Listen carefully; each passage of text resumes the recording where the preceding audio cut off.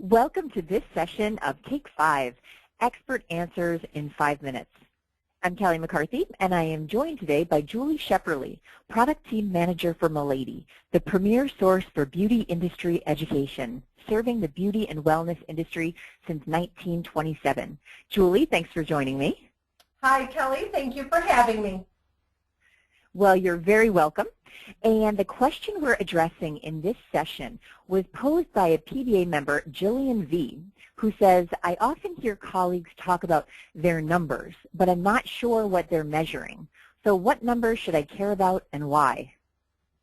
And I selected this question sort of in part because I think a lot of other beauty professionals are probably unclear on this as well. So Julie, what numbers do you consider to be the best to track? You know what, Gillian brings a great question, and she probably is hearing all about those numbers because truly successful professionals not only know their numbers, but they understand the story behind them. Most hairdressers will approach numbers kind of like many of us did in school with math, blah, blah, blah, blah, blah. Numbers make us nervous because we don't truly understand them. We surveyed top 200 salon owners this year, and we asked them that very question of what numbers were important to them when coaching and developing their team. And they replied back, and their top 5 numbers to know, I think, are very important and very valid for every technician in the industry. Their number 1 response was the service average ticket, which I think is so vital. This one is really the storyteller of everybody's business. I know that when I'm coaching a technician, I can look right at their service average ticket and tell you immediately if they are booked solidly, if they are making the kind of income that they want to make, if they're retaining their customers, and if they're selling retail. And the reason being is because a successful technician should strive to achieve double their base service. So if you're a hairdresser and your base service is a haircut finish and it's 25 bucks, then your goal should be $50. That tells me that you're upselling, and upselling means more money, means retention because your clients are getting more service, and means you're succeeding at a pace that you want.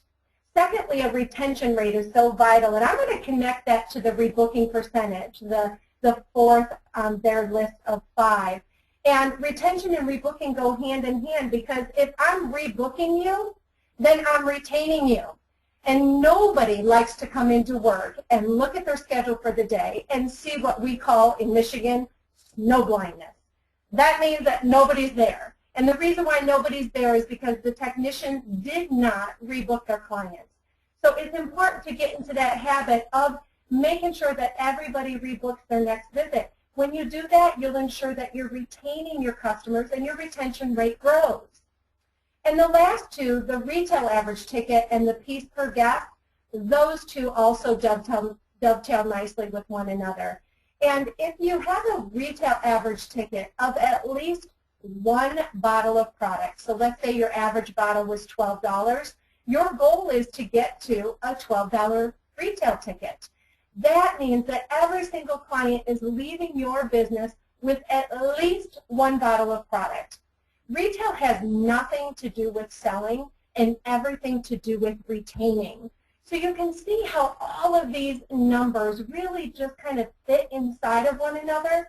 And trust me, the more you learn your numbers, the more you understand them, the more you ask what they mean and dig into the history of it, the more you will learn to love your numbers. It took me some time, but as a hairdresser, I learned how I could fall in love with my numbers again, and I hope you will too.